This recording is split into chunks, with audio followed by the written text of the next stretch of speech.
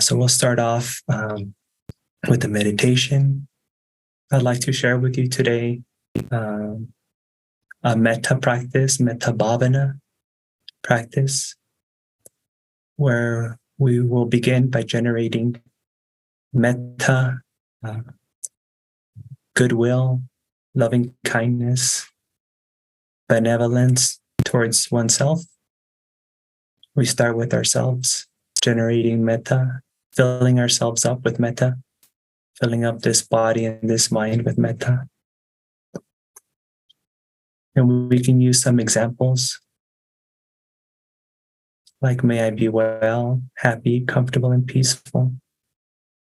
Or may I be well, may I be happy, may I be peaceful. And generating wholesome thoughts, thoughts of loving kindness, thoughts of goodwill towards yourself. Remembering that these concepts, these words are just words. They're nothing but tools or bridges or rafts to help spark that state of friendliness, profound friendliness towards oneself. And focus on that state of friendliness, which is free from anger, sadness, fear, and full of spaciousness, warm-heartedness, and joy, a lot of joy. And when you catch those little moments of joy, warm-heartedness, and spaciousness, try to lean into them like you're going to jump into a pool and bathe yourself in that metta, that loving kindness, covering your whole body, encompassing your whole mind in metta. And from there, we can begin to share our loving kindness with others, starting with those beings that are in our house or apartment. May all beings in this place, whether large or small, human or not human, known or unknown, be well, happy, comfortable, and peaceful. Or simply, may all beings in this place be happy.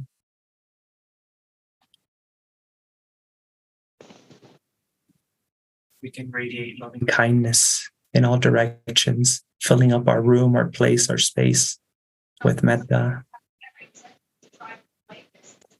Or we can use our imagination to imagine all the beings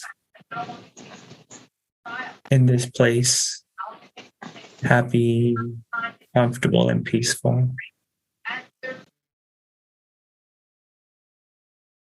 Then from your place to the neighborhood, may all beings in this neighborhood, whether large or small, human or not human, known or unknown, be well, happy, comfortable, and peaceful. And it's not just words. We don't want to make this into some just parroting or meaningless mantra. We really want to focus on using these words to be a catalyst and fuel for the expansion of metta. Really try to radiate metta in all directions, like if you were a sun.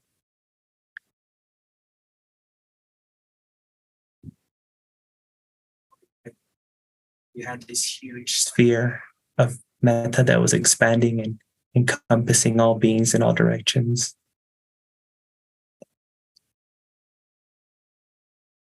From the neighborhood to the city, from the city to the state, to the country, to the continent, to the planet, to the entire universe.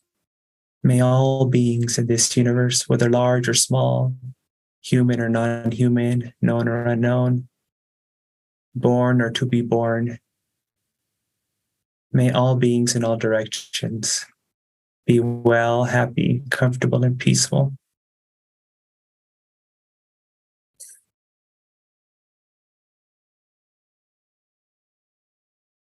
Radiating loving kindness in all directions, up, down, back, forward, all around.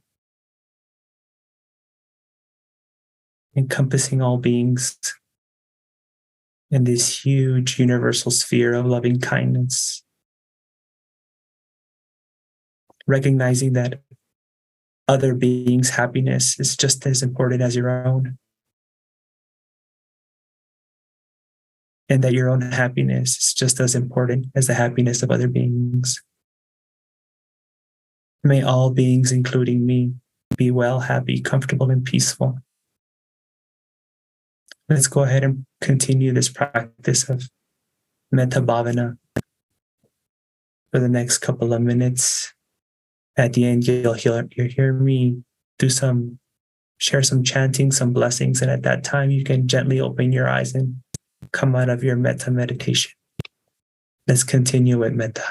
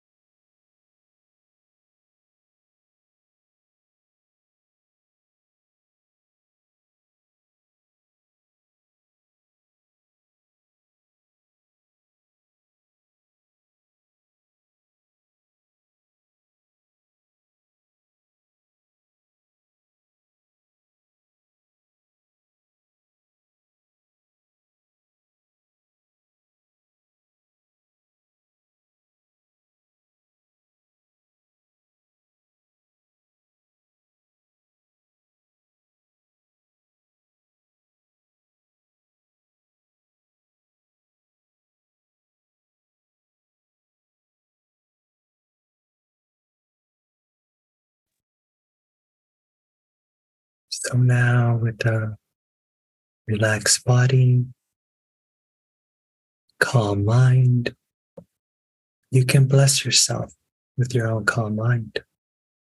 By the great wisdom and compassion of the Supreme Buddha, truthfulness of his teachings, Dhamma, noble qualities of his perfect disciples, Mahasangha, may you be well, happy, comfortable, and peaceful. Sabbiyo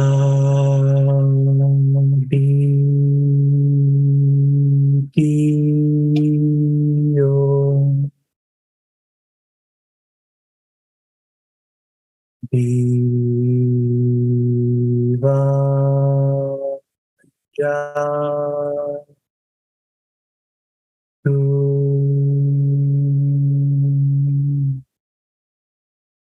Sampero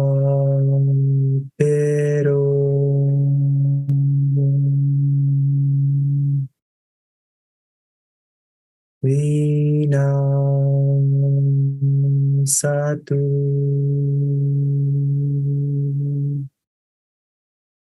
Mate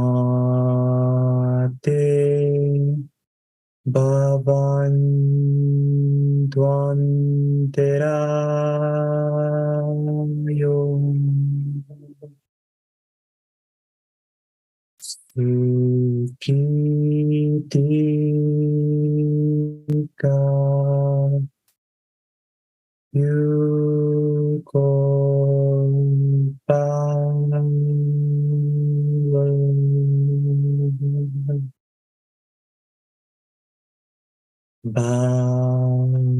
Bhavetu sa demangelam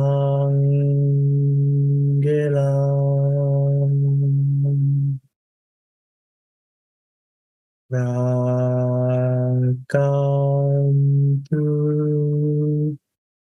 sabbe devatam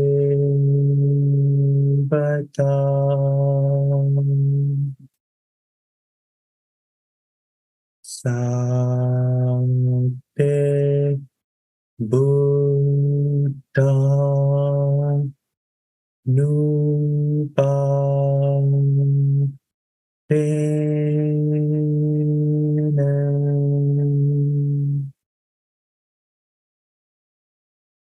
Sabbe Dhamma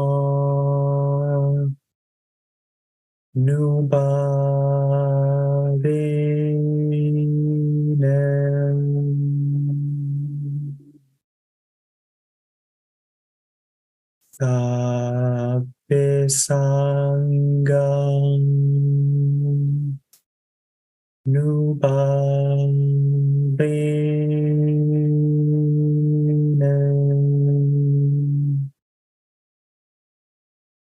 Sada Soti Bhavantu Te.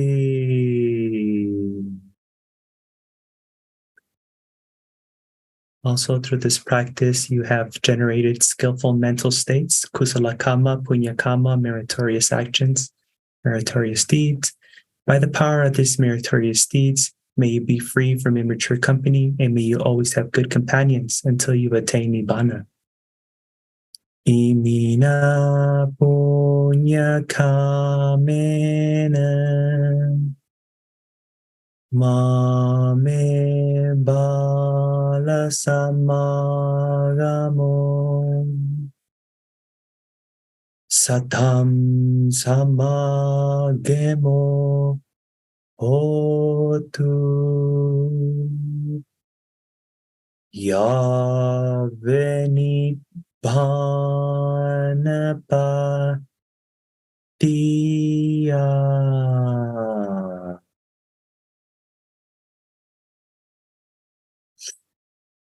I hope your meditation was pleasant, beneficial, insightful, constructive in some way.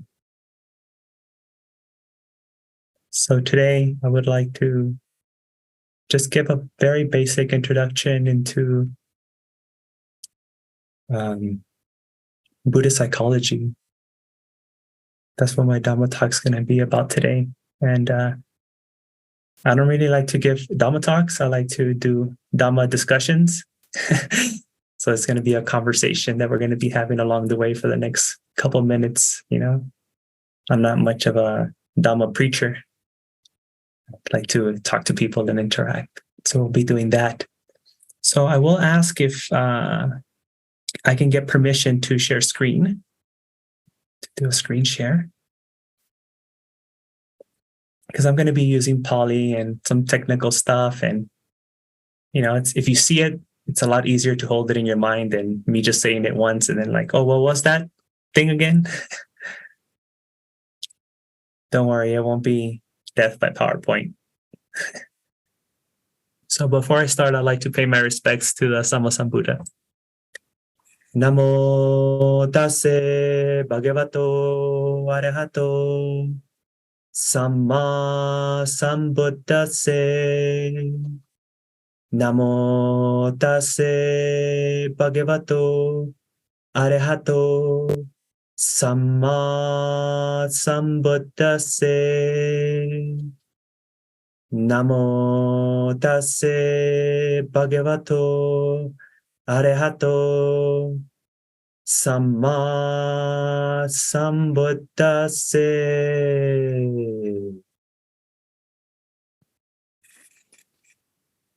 I always found this use of Buddhist psychology, very interesting because psych came from soul, right? And we're like, no soul, anatta, anatman. So it kind of doesn't fit right if we take it literally. We're not studying the psyche because we're not studying the soul. But, nowadays we use it differently. Anyways, I think, to me, this has been a very important topic for our time. Not in the sense of oh, there's something special that I'm going to share with you that you don't know, or there's something that hasn't been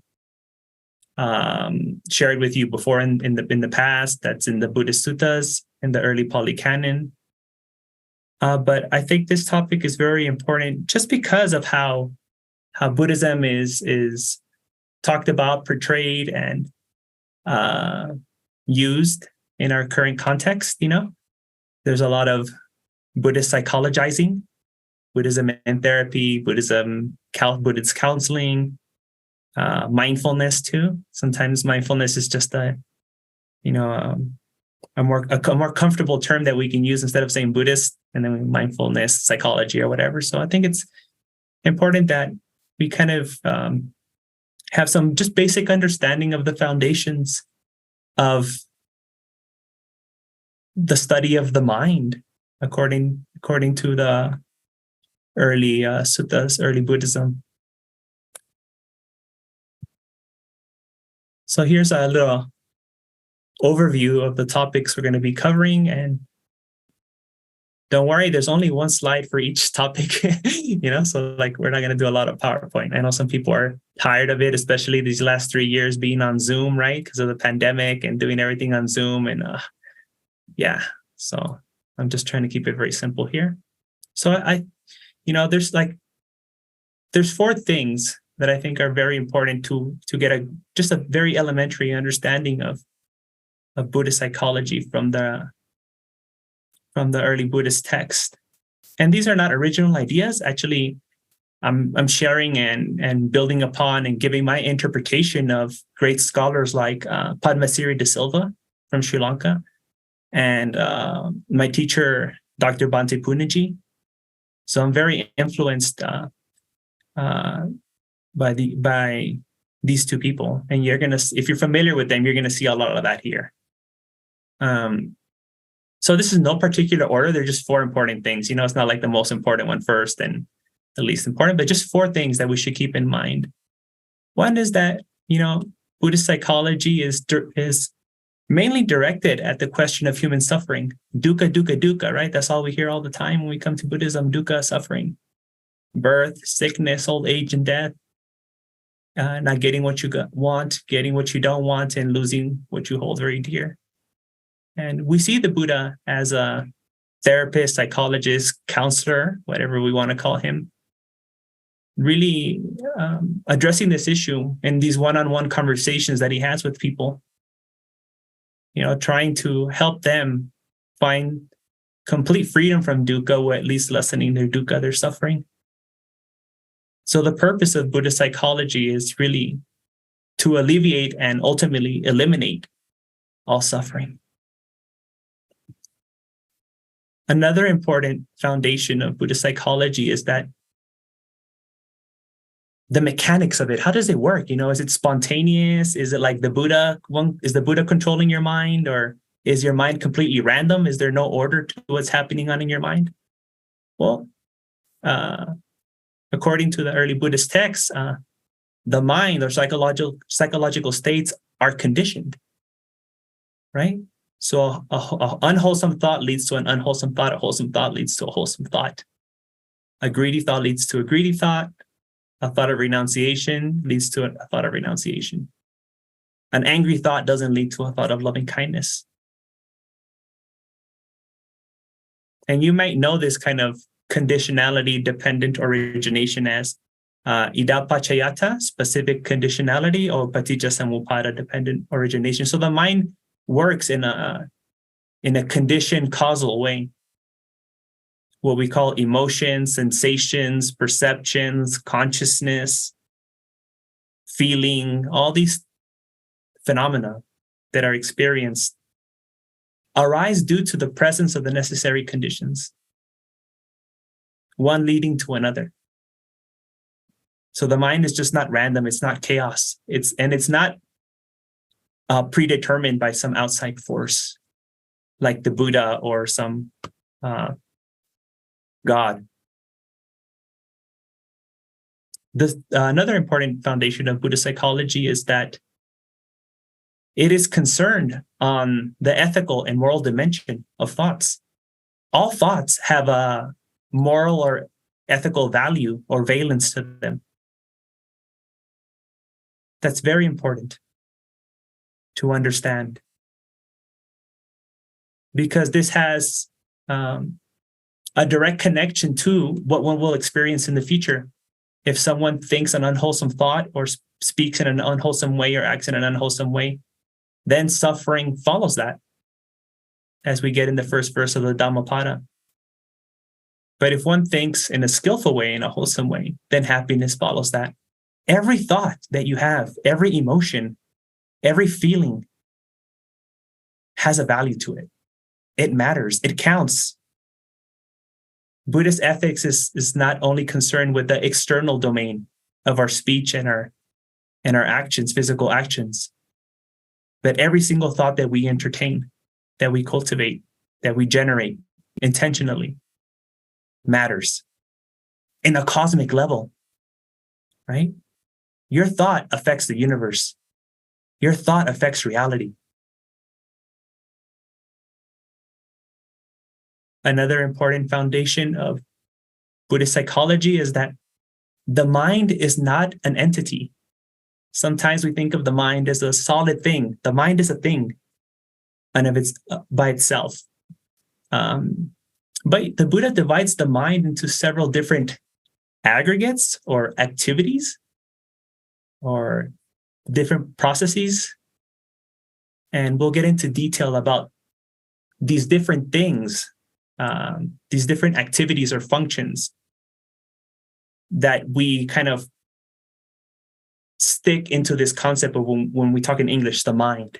It's not one thing. It's not just one entity, like a soul or how we use consciousness in the West. It's not a thing, but something that consists of many different things. Okay. So I'm sure everyone's familiar with the Four Noble Truths, right? There's not going to be anything new here.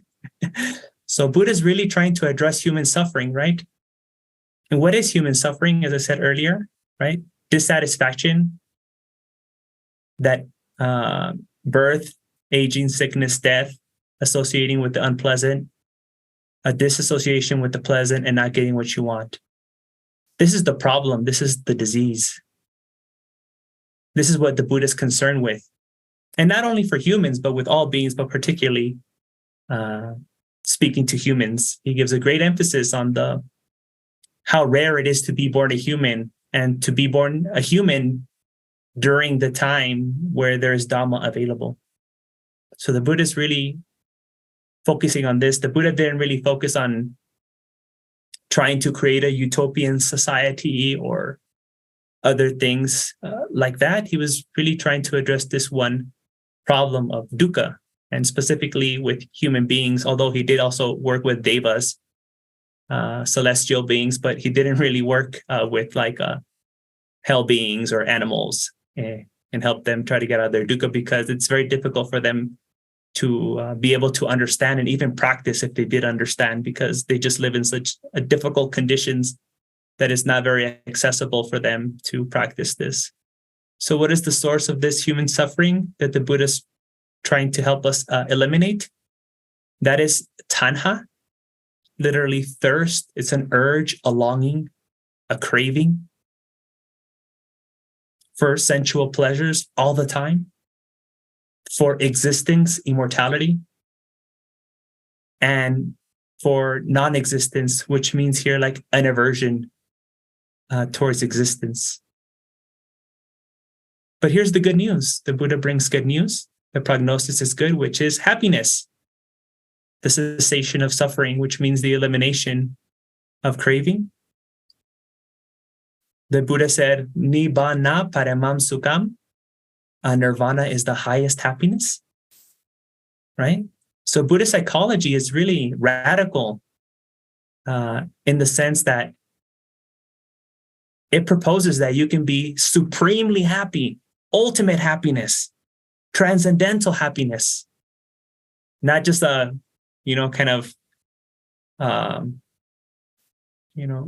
Thai iced tea happiness or going to the Bahamas happiness or something like that, A real, long-lasting, imperturbable happiness, akupacetto vimutti. A happiness that is not fazed by external conditions. A happiness that is independent of conditions, the unconditioned. You can always be happy. That is the point of Buddhist psychology, to help humans be free from suffering and be supremely happy. How do we get there? Oh, by practicing this modality, this conglomeration of many interventions, of 8 interventions or 8 different kind of practices called the Noble Eightfold Path. Magga. Ariyo Atangiko Maggo, the Noble Eightfold Path. Basically, Buddhism is oriented in a therapeutic model, meaning healing, right? If we look at the etymology of therapy, it means to heal. So Buddhist psychology is really there to heal. It's a dedicated and directed towards healing, making whole. Again, that's why the Buddha uses samma. Samma means complete, whole. Sammaditthi, samma sankappa, samma vacca, samma kamanta, samma jivas, samma vayama, samma sati, samma samadhi. The samma sambuddha, samma, wholeness, completeness, to completely heal you, so there's no gaps.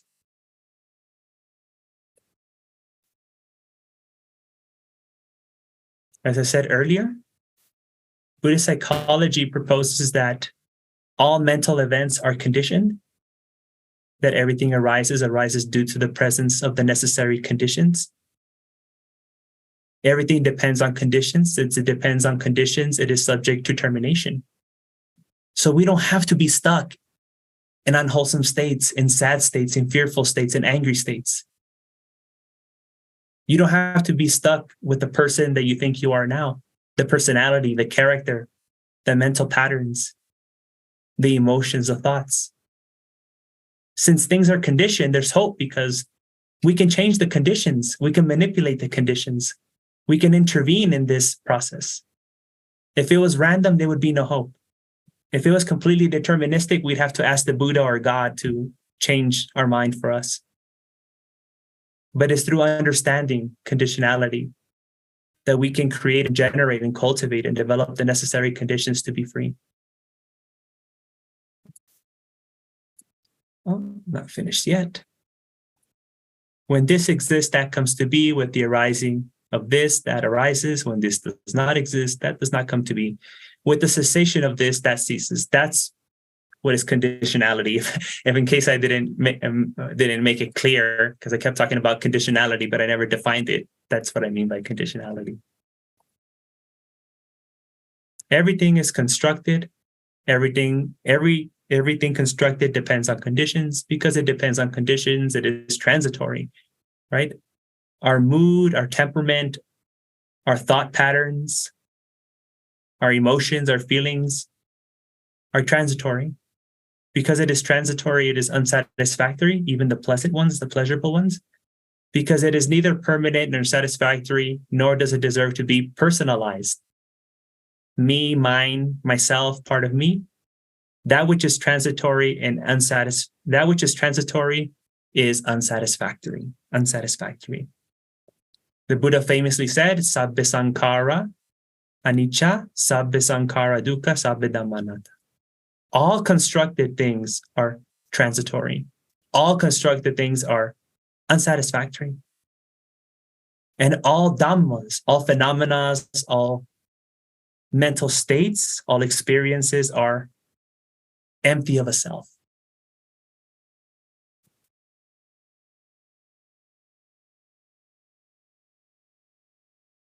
So we talk about the mind in Buddhism, but what is the mind in Buddhism?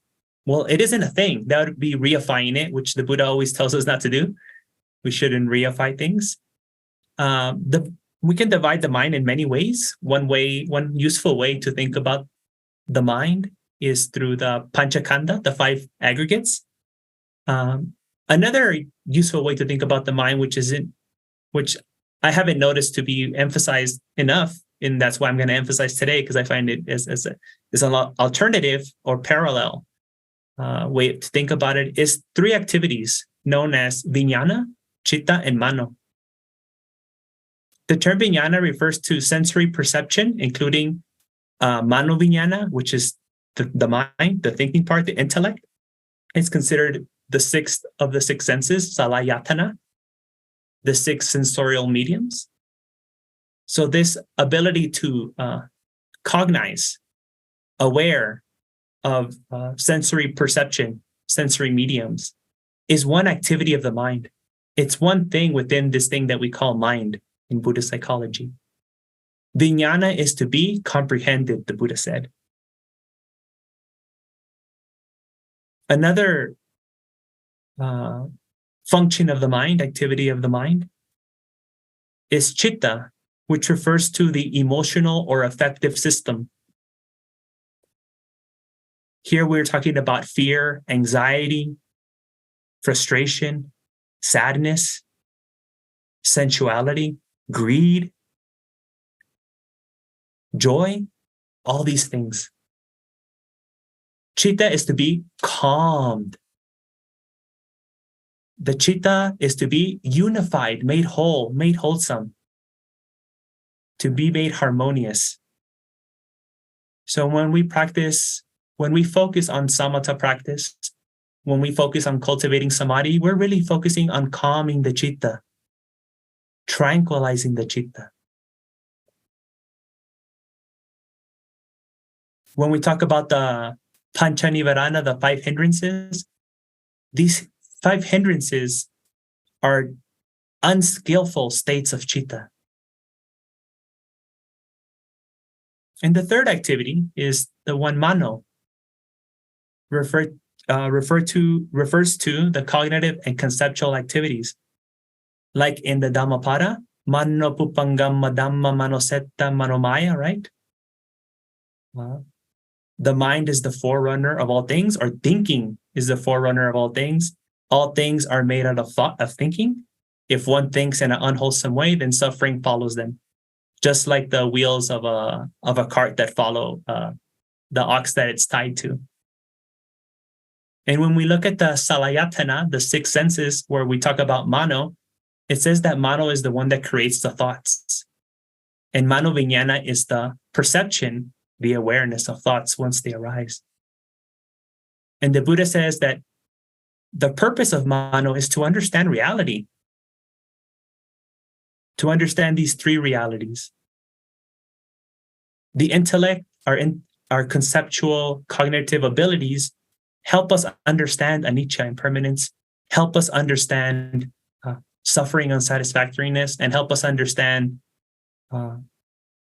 non-self, or the impersonal nature of all experiences, of all phenomena, of all activities.